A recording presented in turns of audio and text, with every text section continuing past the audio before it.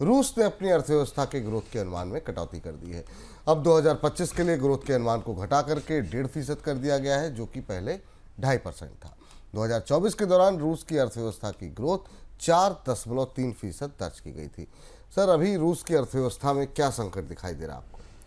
विपुल जी, bonus point के नियमित दर्शकों को याद होगा कि 22 अगस्त के एपिसोड में हमने विस्तार से इस पर बात की थी कि जब ये कहा जा रहा था कि भारत रूस के साथ निर्यात बढ़ाने की तैयारी कर रहा है और रूस के विदेश मंत्री भारत आए थे लावरोव, तो शायद हम ही लोग पहले थे जिन्होंने बताया था कि रूस की अर्थव्यवस्था की वास्तविक परिस्थिति, ज़मीनी परिस्थिति क्या है, रूस भारत के लिए विकल्प बन सकता है, उसके बाजार में भारतीय निर्यातकों को कुछ उम्मीदें दिख सकती हैं। और एक ही हफ्ते के अंदर रूस के आधिकारिक आंकड़े आ गए। रूस ने अपनी आर्थिक विकास दर के आकलन को घटा दिया। रूस में गहरी मंदी के संकेत हैं। अगर आप आंकड़े करीब से देखें तो 2023-24 में युद्ध की डिमांड के कारण अर्थव्यवस्था बढ़ी थी, लेकिन पहली तिमाही में जीडीपी 0.6% बढ़ी और ये 2022 के बाद पहली मंदी है।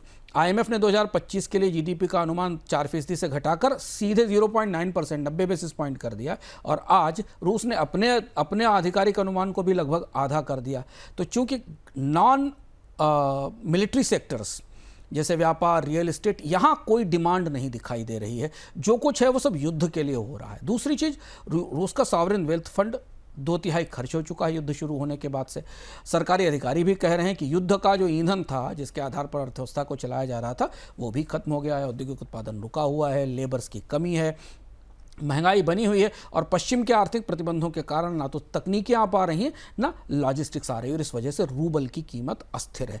ऐसी स्थिति में भारतीय निर्यातकों के लिए रूस का बाजार बहुत बड़ी मदद करने वाला नहीं दिखाई दे रहा है, जो वास्तविक परिस्थिति हमें सामने दिखाई दे रही है। द्विपक्षीय व्यापार, भारत की तरफ से लक्ष्य रखा गया कि द्विपक्षीय व्यापार को $60 अरब से बढ़ाकर 2030 तक $100 अरब पर ले जाया जाएगा, लेकिन रूस की मंदी के कारण ये संभावना बेहद सीमित है। और एक चीज़ ध्यान रखने की जरूरत है कि रूस से रूबल ट्रेड में हमेशा समस्याएं आती हैं, भुगतान में देरी होती है, समय से पैसा नहीं आता, तो रूस उतना पोटेंशियल अभी नहीं दे पा रहा है, खासतौर से अगर आप अमेरिका से होने वाले नुकसान की रोशनी में देखें तो। लेकिन सर, क्या वाकई में रूस, अभी जब आपने तमाम चीज़ें बताई, क्या कुछ चिंताएं हैं, लेकिन वहाँ की अर्थव्यवस्था क्या ऐसी है जो कि भारत के जो एक्सपोर्ट डिमांड है या फिर जो यूएस से नुकसान हो रहा है उसकी भरपाई कर पाए? तुरंत तो नहीं है, क्योंकि रूस के बाजार में एक दिक्कत तो ये है कि रूस में मंदी है, खपत ही नहीं। अच्छा, रूस दुनिया में सबसे अधिक आर्थिक असमानता वाला देश है, दुनिया के अफ्रीकी देशों की तुलना में से भी ज़्यादा कहीं इकोनॉमिक इनइक्वालिटी है। दूसरी बड़ी चीज़ ये कि रूस के बाजार में चीन पहले से मौजूद है, तो जिन उत्पादों को भारत बनाकर निर्यात करना चाहता है वो उत्पाद चीन से रूस के बाजार में पहुंच रहे हैं और चीन युआन में ट्रेड कर रहा है, युआन में भुगतान कर रहा है और युआन दूसरी सबसे बड़ी करेंसी है रूस के लिए रूबल के बाद। तो रूबल की अस्थिरता की स्थिति में चाइना के एक्सपोर्टर्स युआन का इस्तेमाल कर रहे हैं। तो भारतीय निर्यातकों के लिए वो जो पुराने 2-4 उत्पाद हैं, चाय या कुछ केमिकल्स या फार्मास्यूटिकल्स, इनको छोड़कर नए बाजार में नई जगह बनाने में युआन के चीन के मुकाबले चुनौती भी आएगी। और दूसरी चीज़ ये कि वहाँ मांग भी उतनी मौजूद नहीं है। अब सर, सबसे बड़ी चिंता है वो है रूस का तेल। क्या भारत सरकार इस पर निर्भरता खत्म करती है? अगर तो किस तरीके का फ़ायदा, लाभ आपको लगता है कि यहाँ पर होता हुआ भारत को मिल सकता है? देखिए, ये चर्चा अब लगातार शुरू हो गई। भारत में भी तमाम लोगों ने कहना शुरू कर दिया कि हमें कॉस्ट बेनिफिट एनालिसिस करनी चाहिए। आर्थिक व्यवस्था में कॉस्ट बेनिफिट एनालिसिस होती। अमेरिका से रिश्ते खराब करने की लागत क्या है और रूस से तेल खरीदने की लागत क्या है, किससे फ़ायदा क्या है, और ये हिसाब अब आया। आज रघुराम राजन ने भी बात कही कि भारत को रूस से तेल के आयात पर पुनर्विचार करना चाहिए।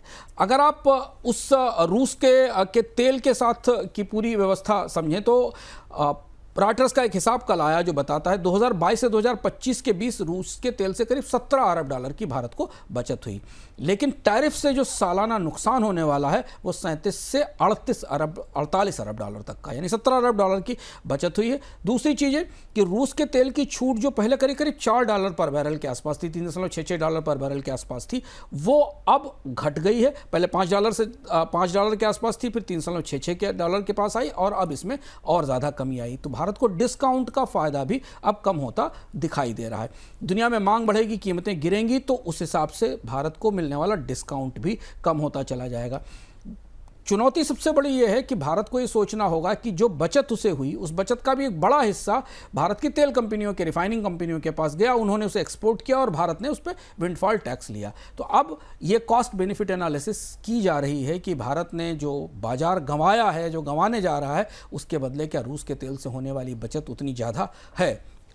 सरकार का अपना रणनीतिक फैसला है ये इसे जारी रखने का, पर उद्योग और बाजार इस आंकड़े को अब करीब से पैसे समझने की कोशिश करें तो वो ये आंकड़ा है कि नुकसान है, बचत हुई $17 की साल की 5 साल में और भारत को करीब नुकसान जो है प्रत्यक्ष रूप से होगा वो करीब करीब $50 अरब के आसपास का होगा अमेरिका में निर्यात टूटने से। जी।